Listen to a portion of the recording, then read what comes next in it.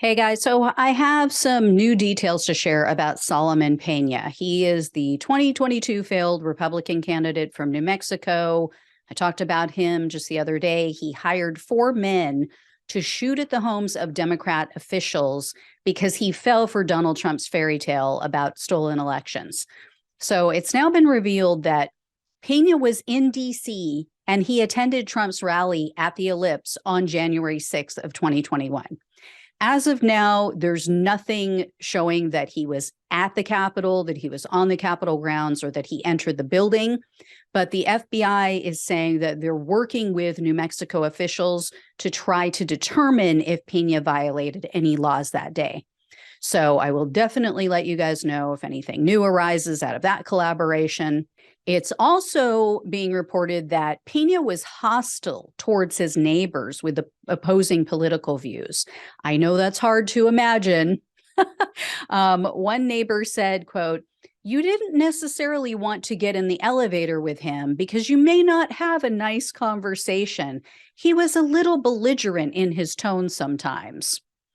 And then about a year ago, apparently the homeowners association battled with Pena and they forced him to remove a banner from his window. The banner said, "Fuck Biden and anybody who voted for him." So evidently it wasn't about the political bent of the flag. It's that in this particular homeowners association, they don't allow flags or banners of any kind in the windows. This is under the association rules. So an association board member confirmed these details. And he told NBC News that some of the neighbors are actually fearful that Pena is going to be able to bail out and be back at the complex, and then they're going to have to deal with him. And apparently, Pena spent 7 years or almost 7 years in prison not that long ago for a series of smash and grab crimes. So he and others would use stolen vehicles. They would smash into retail stores, like literally drive into the store and then steal large amounts of goods. Pena was convicted for those crimes in 2008, and he was sent to prison from 2009 to 2016. And while he was in prison, he got into a physical altercation with another inmate and gouged his eyes. He, of course, claims the other guy started it, blah, blah, blah. But he also sued the prison like 3 times. One was involving that incident because then they wouldn't let him work in the cafeteria anymore. So this guy is just an issue.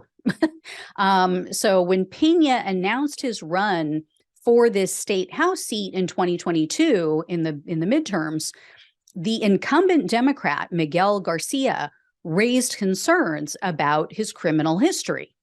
And Garcia said some of the elderly residents in the area came to him and said that Pena was being aggressive, that he was repeatedly urging them to change their voter registration from Democrat to Republican. But the law is kind of unclear about who can hold public office in that state. So the New Mexico law says that someone with a felony conviction on their record can only hold office if they've completed their sentence, which he had, and if they've received a pardon from the governor, which he had not. He had not even requested a pardon. However, in January of 2022, a U.S. district court ruled in a different case that their state constitution allows for all legal residents to hold public office.